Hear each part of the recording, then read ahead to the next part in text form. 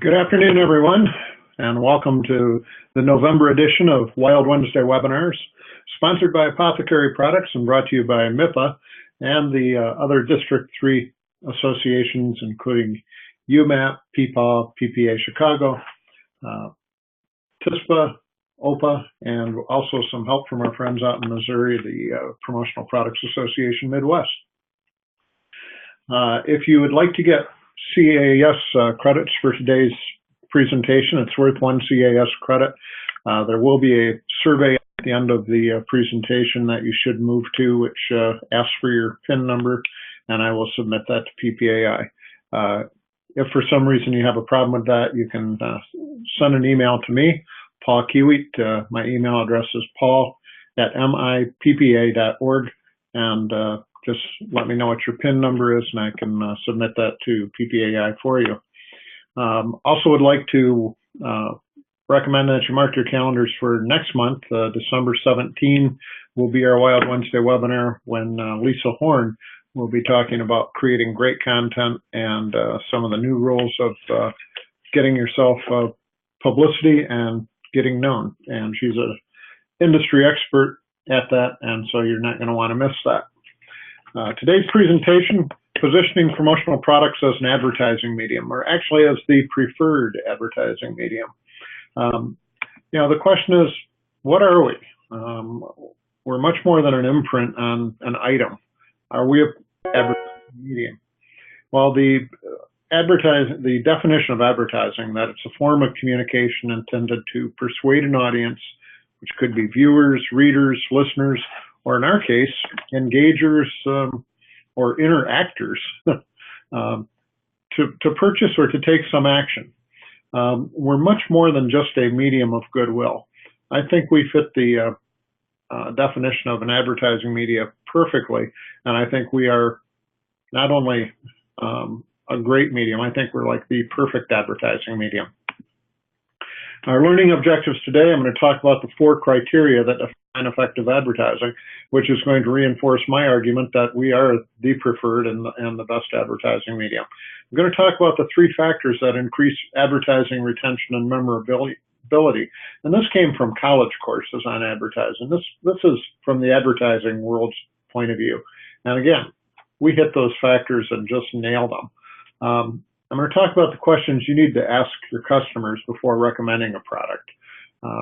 Many of us in this industry sell completely different than a person who's out there selling advertising time, space, digital media, and others. I'm going to talk about who the competition is for advertising dollars. As most of you know, we're a $20 billion industry.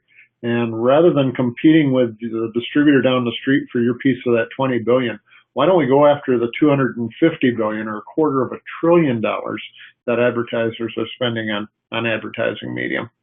And also we're going to touch on how to choose the right promotional products for an ad campaign. So where do we fit into this whole advertising world? The advertising people and marketing experts talk about the sales funnel. And basically you're starting at a level of unlikely buyers, and how do you get them down into the purchase cycle?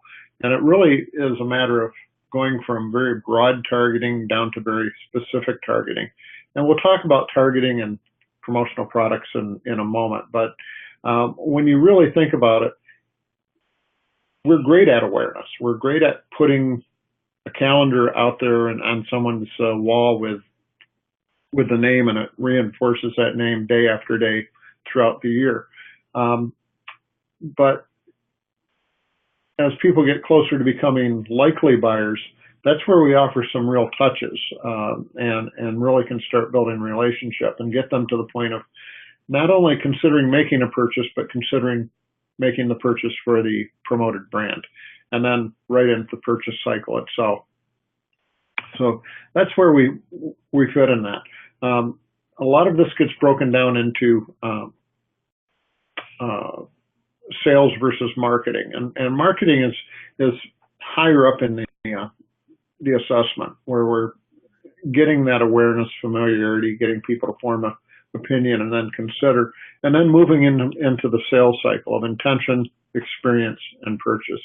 And promotional products play a role in that we get people engaged and involved and participating in the relationship. I often say other media interrupts while ours engages. So let's talk about how is advertising considered? What goes into making it effective? Basically, no matter what type of media or who you're talking about of advertising, they agree there's 4 criteria. First one is frequency. Frequency is just the number of times an average person is going to see the ad over the period that the ad's out there. And so if a person is just buying one ad on, say, the Super Bowl, that's great.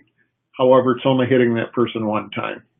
Now with the internet, with YouTube, if something's particularly catchy, they may get a few extra plays, maybe a few thousand or more extra plays, but it relates to the frequency. A newspaper ad on Sunday probably gets viewed while you're watching the football game and then gets put into the recycling bin, and that's the end of its life. So there's not a whole lot of frequency there. Magazine ad, you may page through a magazine once and never come back to it again, or it may go into a doctor's office or in some sort of waiting room and get passed around, but frequency is not going to be that great. On the other hand, if you give someone a writing instrument, it becomes their favorite writing instrument, and they're carrying it day after day for a year or two or even longer, that's a lot of frequency. Take that same ad, put it on a wearable that a person wears, say, if they live in New York, out onto Times Square, and oops, I've jumped over reach. That person is going to be exposed to it every day. Even a golf ball with a logo on it, person's exposed to it when they receive it, when they put the ball up on the tee, when they go back to hit it again, and in my case, again and again and again, and pick it up out of the cup. And so there's a number of times that a person's exposed. PPAI put together this chart. I have no idea what their methodology is, but they're talking about the number of impressions for different promotional products over the period of a month. And they're saying over a period of a month, the calendar will be viewed 227 times, or there'll be 227 ad impressions for that. With a bag, and assuming they mean like a tote bag, could be up to 1,038 impressions per month. Now, if you're living in Podunkville, name your state, that may be a high number. If you're living in Chicago and you're riding the L every day to work and you're walking through downtown, that number may be very low. But the point is, promotional products remain to be seen, as the old saying goes. We get seen, and we get seen an awful lot of times. And this is going to play into another one of the factors.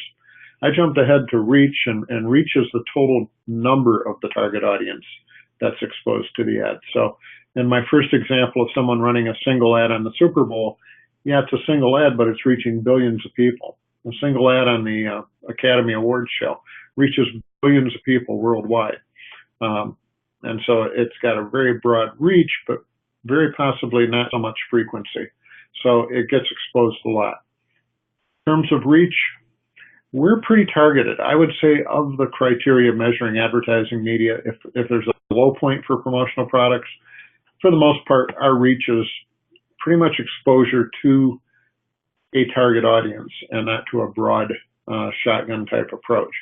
Again, there are exceptions to that, particularly variables and things that get brought out into the marketplace get a very wide range of exposure. So we've got frequency, how many times a person is going to see it, reach, how many people are going to see it. The third criteria is targeting. Targeting is the ability to reach an audience defined by their demographics, by their psychographics, and by their behavioral variables. Here, I believe we shine. I mean, if you want to reach fishermen, we can put an imprint on a fishing lure. If you want to reach bird watchers, we've got imprintable binoculars.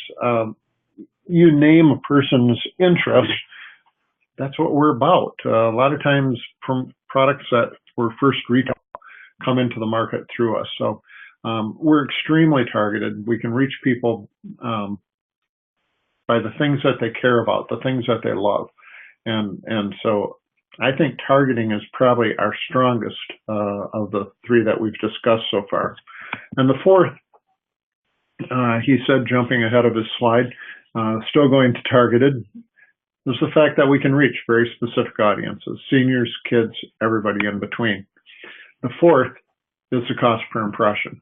Now, cost per impression may seem like, boy, are we very effective?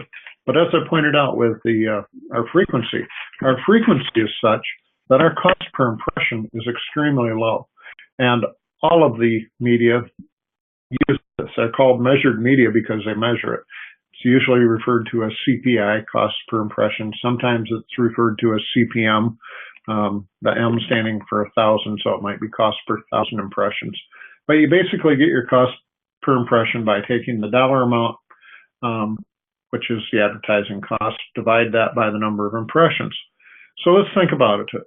Let's say we give a $5 calendar to someone, and let's be real generous and say the person only looks at it twice a day, and nobody comes into his office, so it's the only person. That's still 700 impressions. You take $5 and divide it by 700 impressions. That's a cost per impression of 0.007. When someone's looking at giving out a pen, moving them up to a $5 pen that person's going to carry, use proudly, that people are going to notice and see and comment on, you're just extending that frequency point. Where again, if I've got a favorite pen and I'm gesturing, which you can't see, gesturing with one in my hand right now, that is a favorite, and it was given to me by a company that I did some consulting with, and I'm reminded of those people every single day. But it's a beautiful Parker pen. It's a gel pen, which is my favorite. Writes beautifully. It probably was a cost to them of maybe $5 or $10. Well, I've been exposed to it well over 1,000 times now, so less than a half a cent per impression. Let's even move that up again. I don't mean to beat a dead horse, but when we're talking about the four things that measure whether an advertisement is effective, and we nailed it on frequency, we nailed it on targetability, and we're nailing it on cost per impression and reach, I'm just having a hard time saying that we're not a Super Bowl ad, we can't really compare to that, but we get some great reach. So let's speak about reach. What if you gave you talked your client into moving up to like a $50 apparel item? Nice, right? I mean, most people would really enjoy receiving a $50 apparel piece, but let's say it's seasonal. Maybe it's a jacket. So let's say the person only wears it 20 times a year, but they go out and about, and it's kind of a small area. But if every time they wear it, that message is exposed to 50 people, I mean, I think I'm being pretty conservative here. That's 1,000 impressions. You take that $50 cost, divide it by the number of impressions, you're down to a nickel. Now, if that person has that jacket for 3 years, so again, a $50 jacket, I would think would last that. Now we're up to 3,000 impressions. Now we're down to less than 2 cents per impression. And I'm going to show you why that's important, because our friends at ASI put together this nifty little chart. Cost per impression by media. The National Magazine, 3 1/3 cents per impression. Even at the in the examples I gave you, only if that $50 jacket was only seen by 50 people over 20 days each, that's a nickel, so that was more expensive. But a newspaper ad, a half-page black and white, almost 2 cents each. Our jacket, with its 3-year life, was 0.167. So, I mean, we were less expensive than that. Primetime TV, just under 2 cents. Our $50 jacket's less than that. Cable TV, 0.7 of a cent. That's comparable to our 1-year life calendar, with only 700 exposures over the year to it. Again, put it in a high traffic area, that drops even further. And so on. You can see we are, in this chart, it shows us as being the least expensive overall, with the exception of billboards and outdoor. And that's pretty darn favorable. As I mentioned, with golf balls, I like Titleist a Titleist ball that's almost $5 each. And as crummy as a player I am, that cost per exposure for an ad on that, about 12 cents. So I think I nailed it on the 4 criteria of effective advertising. What about retention? What makes people remember an ad and remember an advertiser? Well, there's 3 factors: relevance, repetition, and reward. Relevance means that the message needs to relate to the lifestyle, needs, values, or aspirations of the target audience. And you probably noticed this by some of the advertising that you may watch on broadcast. If you watch the evening news, you can tell they're trying to be very relevant to senior citizens with pharmaceutical after pharmaceutical ad. You may watch another show or perhaps pick up a magazine, and it may or may not have relevance to you at all. My wife gets Western Horseman and Horse Illustrated. I'm not that interested in horses, and the ads in there aren't really relevant to my needs, but they are relevant to her aspirations. I hope this doesn't mean there's a horse in our future. Repetition. An audience needs to be exposed to a message many times in order for them to retain it. That is why it's important that ads be run several times over, but that's also fits so beautifully into what promotional products do. That favorite pen that I'm gesturing with right now, I've been exposed to that message over and over again, even though it's a very lightly engraved, subtle ad. I'm exposed to it. I have a couple of pieces of wearables that I've received that I enjoy wearing. Every time I see it, I'm exposed to that message. I have some Post-it notes on my desk. I'm just looking around my desk right now. Again, exposed to that message every single day. There's a calculator on my desk with a message on it that I'm exposed to over and over and over again. So of course I can tell you immediately who the advertiser was on that. And then reward. Reward simply means we either need to be creating pleasure or reducing pain, saving money or increasing income, or some way improving the life of the recipient. And doesn't that improve the life of a recipient when you give them something that fits their lifestyle, fits their interests? I mean, I'm right back to that beauty thing that I love about our industry. What other media do people say thank you for when they receive it? I like to play solitaire and Scrabble and a couple other games on my smartphone. And I open up a game and an ad pops up and it's right under.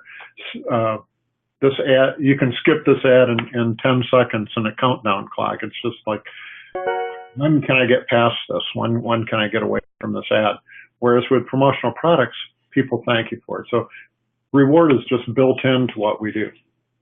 We recognize individual passions: relevance, repetition, reward. Again, I'm going back to my angling example of people that are into fishing. We've got items for that are relevant to them, that are going to repeat the message time after time and provide a sense of reward for them. So we've got a powerful advertising medium by all 4 criteria. We have an advertising media that excels at creating repetition, top of mind awareness through those 3 criteria. So why don't we sell it like an advertising medium?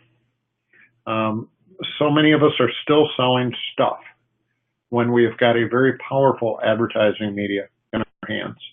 And when we start selling advertising media and selling it as a media, that's when we're going after the rest of that $250 billion that we could be going for, rather than chasing the $20 billion that our competitors and us are currently sharing.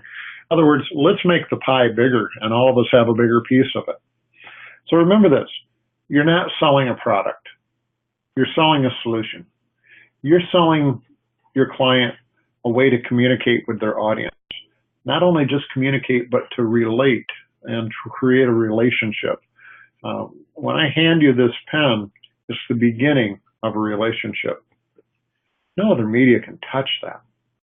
We're selling solutions. We're helping them come up with How do I want to recognize someone who reactivated an account, a customer who'd gone away and has come back? Well, we've got something for you that we can use for that. How do I reward someone for their loyalty? We've got something for that. How do I attract people and get them to increase their order size? We've got a solution for that. And the other great thing about our business and why spec samples and virtual samples work so well, you're actually selling them their own image and their own branding. That is powerful. They're basically buying their own beliefs about what their company stands for and who they stand for and what they want.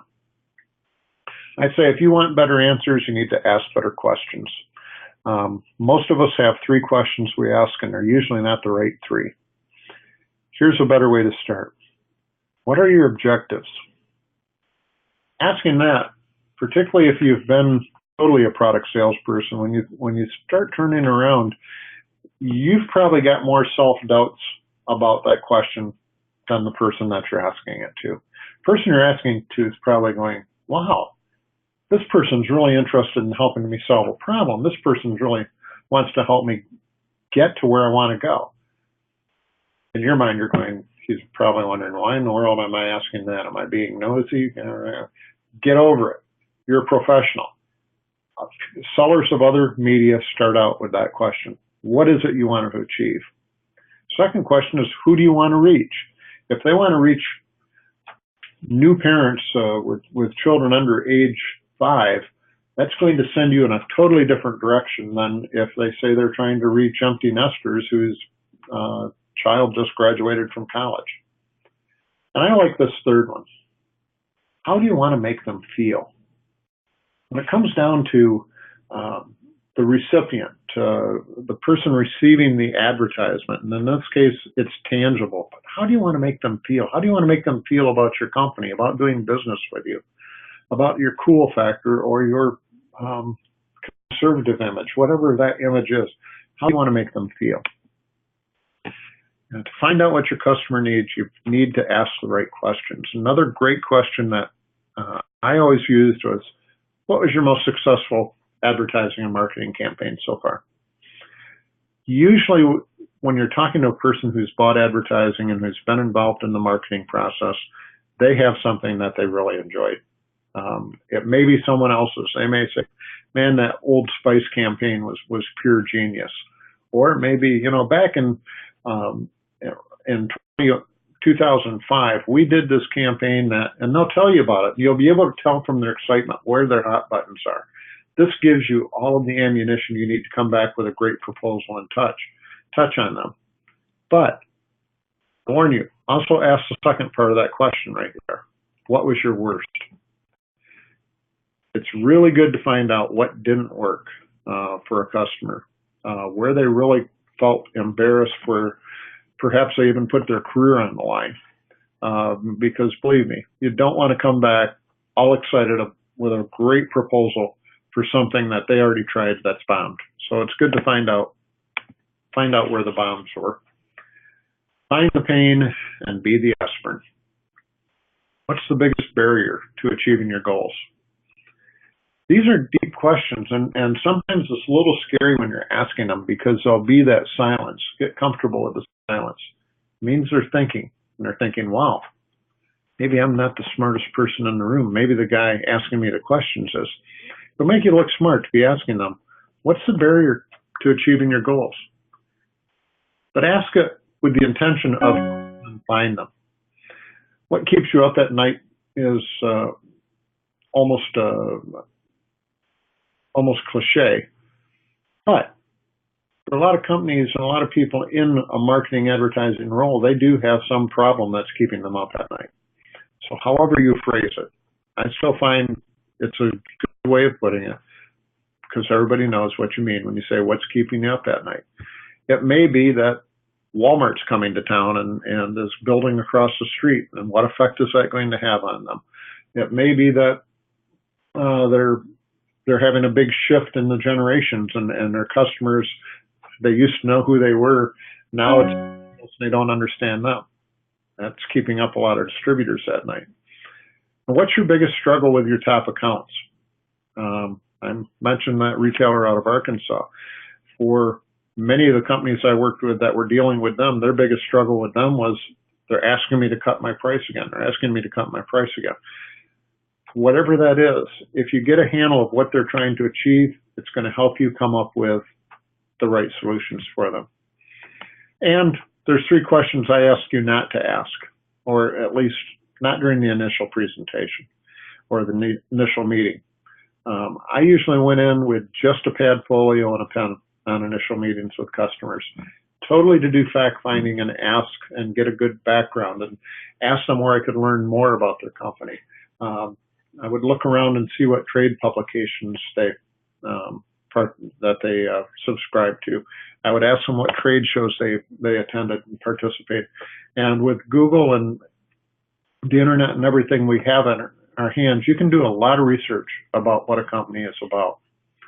The 3 questions we usually come in with, and that other professional advertising salespeople do not come in with, is how many do you need, when do you need them, how much are you willing to spend? Can you imagine a billboard salesman? Well, how many billboards you want, and when you need them, and how much are you willing to spend?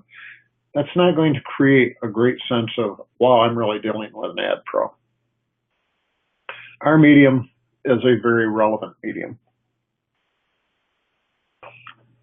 We're one of the oldest media. However, we're also one of the fastest growing. 4th fastest growing, actually. We're behind internet, mobile, and cable TV. Those are the 3 that are growing faster than us. We, I believe, are the high-tech or the high-touch counterpoint in a high-tech world. What are the other forms? Boy, I wouldn't want to be a newspaper salesman today. That is a once strong media that has just crashed and burned, and I believe when the new numbers come out, promotional products may pass the daily newspaper in terms of revenue, because while we continue to grow, they're actually going down. They do have a time focus. I mean, it is great on a local community level if you've got an event, but it's very geographic, and it's a very old audience. I'm a boomer, and I used to read the paper daily. Now I buy a Sunday paper probably 3 out of 3 weeks, 3 Sundays in a month. That may be generous, probably more like 2 Sundays a month. And live presentations where I've asked for a show of hands, number of people reading a daily paper, it's rare for me to get more than 2 or 3 hands up on that question. When I ask who reads it on Sundays, yeah, there's still a Sunday paper audience, but that is really going down. What's that mean to you? Check a newspaper, see who's advertising it, who are good prospects for you, and go get that money because they're probably leaving it as well. Very short ad life. Magazines. Magazines are nice. I write for magazines. I like to say nice things about them. They come out in 4 color. I usually have frequent flyer points expiring before I use them, and so I go through postmen because they break their backs carrying all the newspapers to our house. Very targeted. We get a lot of business publications, a lot of time news weeklies, things interested in skiing and snowboarding or stand-up paddleboarding, on travel. Very much targeted towards our interests. With a magazine ad, they can communicate a lot of details. There's a little better frequency than newspapers because most people don't have a tendency to keep them around for a bit. And there's some pass-along value. We live near a veterans home here in Grand Rapids, and we take a big load of magazines over to the veterans home on a regular basis. So they've got some pass-along value. Radio. Boy, I'm a big fan of a business leader by the name of Seth Godin, who recently wrote an article where he predicts that radio is going to follow the same trajectory as newspaper, which is basically it has started to sink and it's sinking fast. It's very fragmented, but satellite radio has just really cut into your traditional advertising broadcast radio. Strong affiliation with a type of genre. People, if they're into talk radio or conservative politics or Christian radio or adult contemporary or R&B, a lot of different genres, and sometimes there's a real connection with a community or some particular host. TV. TV's also been in decline, not as fast as newspaper, but again, there's DVRs, on-demand, pay-per-view, plus 85 channels. So it's extremely fragmented, and people still watch it, but a lot of people are even cutting the cable cord, just going with Hulu and other subscription services.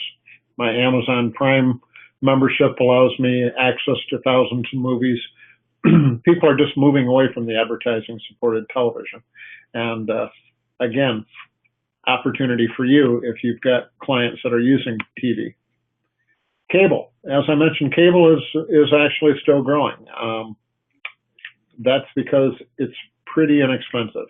You can buy local advertising and a lot of different offerings, very targeted, very low production costs, usually pretty low production values as well. But cable TV is one that your clients may be shifting media dollars over to, and you should be jumping in there to try to collect that. Outdoor advertising, all about location, location, location, very short attention. Used to be extremely powerful for directionals. However, now with a GPS on every smartphone and a GPS on many dashboards, people don't need a billboard to show them where the next McDonald's at. They can get to where they want to without using outdoor. However, if you're driving the same road every day, you are getting some frequency among the ads that are on there. To their discredit, I don't understand this whole digital outdoor thing. Back when I sold outdoor 100 years ago, we talked about a 7-second time capture, and now they've got electronic billboards that are changing. So just by the time it attracts your attention and you hope to get closer to be able to read it, it's switched to a different message, but I digress. Mobile is where it's going. Mobile is where it's going to be. Fact is that millennials sleep with their phones. Most of us don't like to be away from our phones for too long. There's a lot of location-based things that can be done with mobile. The wonderful thing they did was they made it opt-in only. So unlike the internet where when email came out, it immediately became junk mail, you need to opt in. Getting permissions and allowing permissions is something that oftentimes we'll try to disguise, but you do get a lot of pop-up messages on your phone like this particular app would like to know your location, and then it may follow up, we would like to push notifications. Well, if you agree to push notifications, you're basically opting in to be receiving things, but it can be very personal. And with the location base, you could be getting within 400 yards of a Starbucks and have an ad pop up saying, stop in and get $1 off your latte or whatever. We're way behind for the uses of mobile. The new iPhone with the cash option is something they've been doing in Europe and Japan for years. Basically, we're moving to a world where our phones or our devices will be replacing our wallets, and everything we need is going to be in there, and it's going to make losing it or being unattached to it even scarier. And then the internet. Internet continues to grow. Internet is where the eyes are, and where the eyes are is where advertisers want to be. We're going to have a hard time fighting against them, but I think we can fight with them. And I've got a few suggestions in upcoming slides about how we can be more with it. But just because it's there doesn't mean it's effective. Some major advertisers have moved away from internet because they're just not seeing the ROI on it. We all know that we get banner ads, but when's the last time you really clicked one? I mentioned the pop-up ads that come when you try to play a game online, and there's a countdown clock telling you how much longer you have to put up with it before you can move to the next. So instead of fighting it, let's coordinate with it. We can suggest our clients that are using online media that they offer a promotional product as a gift for people opting in for the newsletter, or taking a survey, or visiting the website, or we can deliver online promotional codes on promo products and participate with online sweepstakes. With mobile, we could be offering a gift for allowing push notifications, which is also opting in. We can be using the device for mobile codes. Could be a QR code, could be a Mobi codes. Could also be participating in that near field communications function that phones offer, such as, stop in at Starbucks and the next free visitors get a travel mug, or could be for a store, next 50 visitors get a t-shirt. Those are things that we could be doing to coordinate with mobile media and be talking to our clients who have moved some of their money into mobile media about how they can be more effective. With print advertising, we can help them make their ads more measurable by simply putting in an offer within their ad. That's going to tell the buyer of that ad whether the ad's been read, whether it's effective or not. Could be matching a code or a symbol, put a code or a symbol into the ad and have them bring it into the store and match it up to see what they've won. Brings the person right to the point of purchase, and we can be offering the item for it. For newspapers in particular, they could be using incentives to drive new subscriptions. And as I mentioned, it's an older audience, so that also tells us as professional ad salespeople, if we're going to call on the local newspaper and suggest that they do an incentive for new subscriptions, we should be showing them things that are going to appeal to baby boomers and older for that. Coordinating with radio advertising. We can talk to the local stations and help create measurable promotions for them. We can help them extend an on-air personality. If they've got a popular person in the community, we can do a bobblehead, or we can do a dimensional piece or an item with that person's picture on it. We can even do things that recreate the sound branding or put that person's name into a sound chip. We can help them developing the sense of community, because that's pretty much what local radio stations are trying to do today. By being an event sponsor, by being out there in the community, that's what they're trying to create. And we can be a part of it. Back when I owned a distributorship, I worked with a local radio station in creating what we called the Boss of the Week program. Boss of the Week was an on-air promotion asking people to send in a two-paragraph essay on why their boss should be the boss of the week.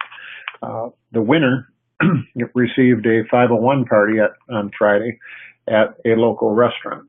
So the restaurant became the third partner in this promotion.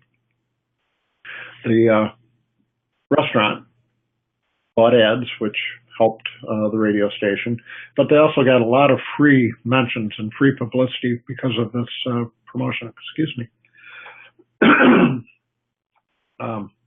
Because of the promotion, they got a lot of extra on-air mentions and a lot of publicity from it. The radio station and Promotion Concepts, or my company, I should say, received these paragraphs of the Boss of the Week, which gave us leads of who the decision makers were in the business community in town. So that was pretty sneaky. My company also was able to provide promotional products for the restaurant during the 501 party. And for the restaurant, in addition to the extra exposure they got, in addition to the ads that they paid for, at 501 on a Friday, they would receive a group of 20 to maybe 25 people who would come for that company's Boss of the Week party to celebrate the Boss of the Week, give them their Boss of the Week coffee mug that we supplied. And in Michigan, you couldn't do it with alcohol, but certainly they could offer the happy hour pricing and the promotional products that we supplied, as well as offer some free appetizers and that sort of thing. So it's a real win-win-win promotion and a great way of coordinating with that.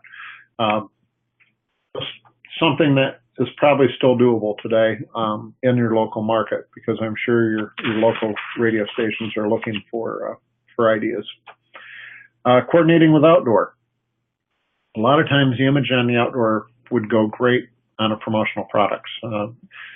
I think there's a real close relationship and synergy as far as the limited amount of space that we have to put a message and making it memorable and attaching that to it. So there's a lot of things that we can be doing there. We can also add that return on investment measurability by having an offer, such as on a directional ad, it might be mention this ad and get a travel mug, or get anything auto related is going to fit. I'm looking out my window feeling like I'm in a snow globe here in Grand Rapids, and right now an auto-related offer for a snow brush or a snow scraper would probably be huge, with us just having our first big snowfall of the year. Probably a lot of people driving around that like, oh, I forgot to put the snow brush in my car. Matter of fact, I was at the car service place yesterday, and the woman was remarking that the imprinted snow scrapers that she had ordered were on back order, and she wasn't going to get them till December. And I avoided the temptation to try to jump back into the business. Anyway, coordinating with TV. Again, we can make it measurable. We can do things with the spokespeople and symbols by creating plushes. We've created plushes of the Canberry Schweppes clucking bunny, created a bendable toy of Elsie the cow. Just a lot of things we can do to turn television advertising into dimensional advertising and get it out of the box and turn it into an actual three-dimensional piece. Also, we can add those missing senses cues. Being the only media that touches all five senses, TV is sight and sound, so we can add that touch and smell and taste to what's being shown on the screen. Also, because of sound chips and the fact that we're visual media, we can extend those visual and audio messages. How do you find some extra budget money? Well, like I said, go after the clients that are currently spending in the other media and present promotional products like a advertising media, because that's what we are, and go after that money. Another great source is co-op advertising. And my good friend Joel Schaefer does a marvelous job of instructing the industry on how to get co-op advertising funds and the huge amount of funds that are left on the table. Something like $15 billion is unused every year in co-op money. That is actual money that was budgeted by corporations, and it doesn't even get spent. So think of what that could do to your bottom line if you get that. Joel Schaefer with Soundline has that presentation available to you. We featured him on Wild Wednesday webinar back in June, and if you go to MIPA.org and go to the Wild Wednesday webinar tab, you will find recordings of all of the Wild Wednesday webinars that we've done this year, and under the month of June, there's a recording of Joel's presentation. But basically, co-op advertising is a cost-sharing arrangement where for all of the purchases, say a lawn supply company that sells Toro, for every Toro equipment piece they sell, they would be getting dollars that they would be able to spend on advertising. And so they can accrue that money and then spend it. And as long as they've got the Toro logo on the calendar, along with theirs, Toro will pay for all or a portion of it. And that applies to wearables and applies to basically all promotional products. I've got a form here from Guardian. They make fiberglass, and it says right on there, this is for newspaper, circular, broadcast, or promotional items. I'll direct you again back to the Wild Wednesday webinar tab at MIPA.org to get some products as an advertising medium. Talk about our strengths, because this stuff still excites me. And I've said a lot of these things already, but I got to say them again. Name a medium that moves people to say thank you. We're the only one. Other media, you're reading the newspaper, ad interrupts. You're watching a TV show, ad interrupts. With ours, we engage. It's the beginning. Our media is the beginning of a relationship. Of all the advertising and promotional media, we're the only one that can touch, sight, sound, taste, touch, and smell. And we were born that. You know, engagement's a big hot word right now, and engaging consumers, engaging employees. We're the original medium of engagement. We were born to touch people. You know, I don't know if you know how this industry got started, so I'll tell you. It was post-Civil War Ohio, around 1870. A printer by the name of Jasper Meeks is pacing the floor in Coshocton, Ohio. Didn't have anything on the presses, so it was pretty quiet and discouraging. He's staring out the window. He sees a bunch of kids on their way to school and sees this clumsy kid trip and fall and spill his books all over that dirty dirt road. And ding! Since electricity wasn't invented yet, it wasn't a light bulb. I'm pretty sure it was a candle lit up over his head. He walked over, picked up a burlap bag, went over to his typesetter, and looking out the window, set the type for the name of the shoe store directly across the street from him, and he created the very first spec sample. Now, when I say spec samples are effective, from day one they've been effective. He walked that over across the street to the shoe store, showed it to the owner, and suggested you could give a book bag to every kid that goes to Coshocton Public School. They'd be carrying it every day. Their parents will see your ad every day, and guess where they're going to take their kid when they need new shoes? Shoe store owner bought it, and an industry was born because old Jasper started walking around his print shop, finding everything else that he could put an imprint on. Around the same time in Atlanta, Georgia, a pharmacist had come up with a very popular formula for a fountain drink in his drugstore, and he now wanted to bottle it and sell it around the country. And his great idea was, what sorts of things would people need when serving a refreshing beverage? And the Coca-Cola company discovered Coshocton, Ohio, and started creating all sorts of promotional products and built what is the most valuable brand in the world today, where the brand is worth over $60 billion, all around promotional products. All that to say, we are the original medium of engagement.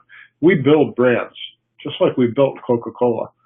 And we create relationships, and that is something that no other media can do. We're tangible and long-lasting. That's where that frequency that I talked about comes from. That's why we can talk about a calendar. $5 or $10 comes out to less than a penny per impression. Moving up into a watch. I talked about the $50 wearable, getting down to, with a 3-year life and just a minimal, if it's only used 20 times a year and seen by 50 people, it's less than 2 cents. Your favorite t-shirt, your favorite cap, your coffee mug, your pen, your journal, those $5 Pro V1s that I like to lose. All of those are examples of taking something tangible with an imprint and building a brand around it. And we're easily distributed. Because we are a high-touch medium, that makes direct touches even more important.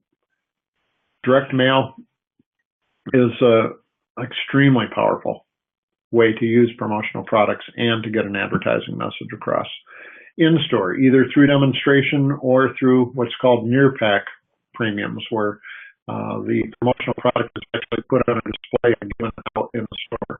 And over my career with the cereal company and beverage company and other consumer products companies, had some huge orders for promotional products that were distributed in store.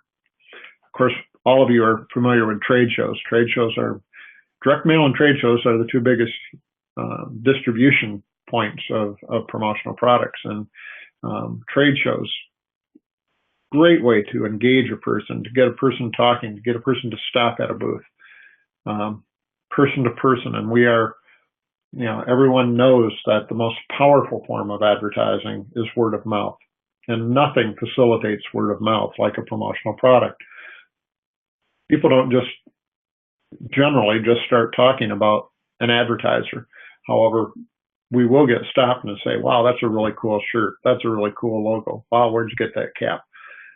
We facilitate word of mouth through displays, through experiential marketing. If you've ever been to the Super Bowl, or if you've ever been to Daytona 500, or even things like the U.S. Golf Open, the event that's going on is just part of the total experience.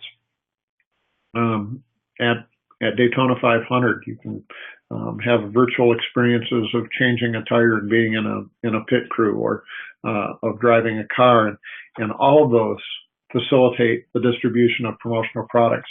Oftentimes, in order to capture that memory and make it important to the person, and becomes a commemorative of the event. And of course, event marketing, also an area of growth and an area that we are part and parcel of. Have you ever been to a festival and seen the lineup of people that line up to get the promotional products that are being given away at events? It's really quite incredible.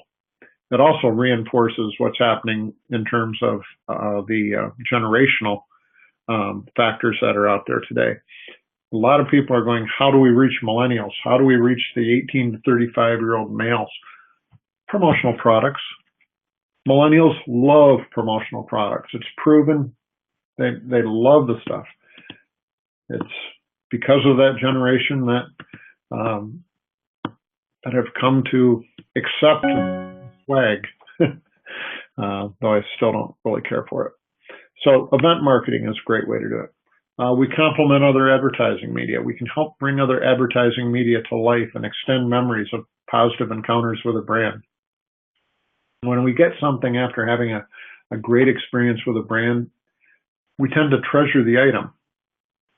And oftentimes we're not just treasuring the item, we're treasuring the memory of the experience that we had.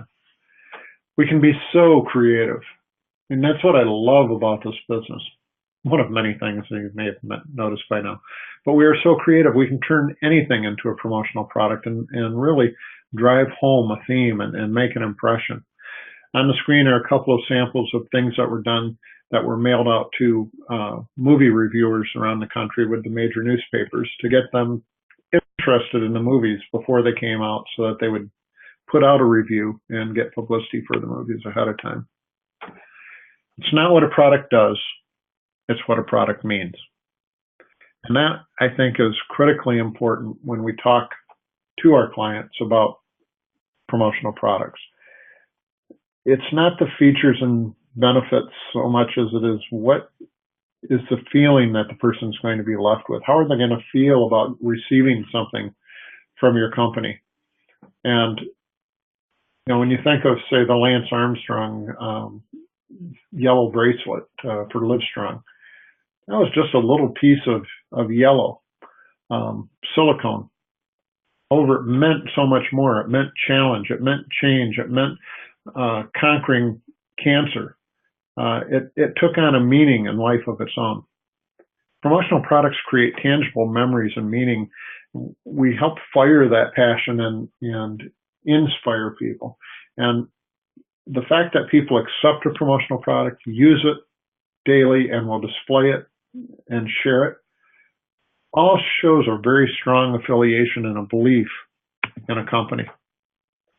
So I want to challenge you to establish promotional products as the powerful strategic advertising medium that we are. As I said at the beginning, how is advertising shown to be effective? Through frequency, reach, targetability, and cost per thousand. Do we nail it on all of those? Bingo. How about advertising memorability, the ability to retain a message with relevance and reward? We've got it. So sell it like a strategic advertising media. And by that, I mean, Don't sell junk. Leave money on the table if you have to. You can always come and pick it up later. I've had people ask me for, 25-cent item or 50-cent item, and it has done more for my credibility to say to them, you'd be better off just having a really nice note card signed by the president and using that as a form of recognition rather than insulting a person by giving them something so cheap that they're going to perceive it as cheap.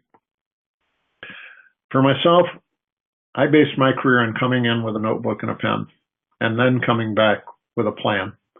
And, we're trying to reach the right audience with the right message at the right time. And yes, for the right price. But if you've done your homework, you can be creating a program by coming back that way. There was a pharmaceutical company I called on for many years based in my hometown. And when I finally got to where I was working with one product manager, and she was a big advocate and wanted to get me in with the buyers, and they actually had a promotional products buyer. And I finally got the appointment with him, and I walked in. He actually stood up from his desk and to look over the desk, and when I asked him if something was wrong, he said, "Well, where's your suitcase?" Most of you people, referring to our industry, come in here with a big suitcase and start putting stuff on my desk. I said, well, that's where I'm different. I believe that prescription without diagnosis is malpractice.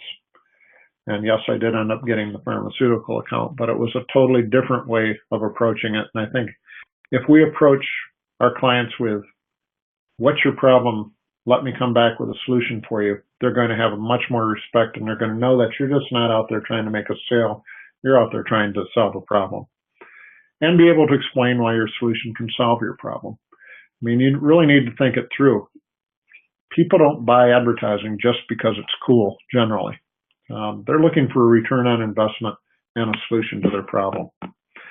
Sell our strengths, that frequency, targetability, low cost per thousand, and, sell the reach in the terms of the collateral exposure we have. When we, particularly, wearables and shareables get a lot of extra reach. Make sure that you ask the right questions. Be looking for the solutions and know our medium. And like I said, prescription without diagnosis is malpractice. So if you have any questions, there is a chat box on the lower left side of your screen. You can type them in now.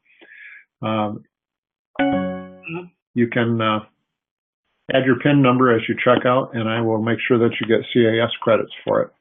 And would like to welcome you back next month on December 17, when Lisa Horn will be talking about content marketing and driving your publicity engine. Promotional Wild Wednesday webinars is sponsored by Apothecary Products, who makes these possible.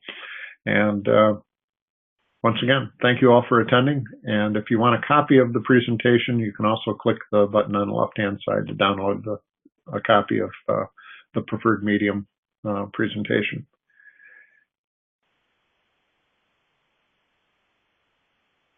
Also remind all of you that on January 23rd, the Tom Show will be in Troy, Michigan. The 19th through the 23rd, it will be touring through Indiana, Ohio, and you can go to thetomexperience.com to learn more about the Tom Show.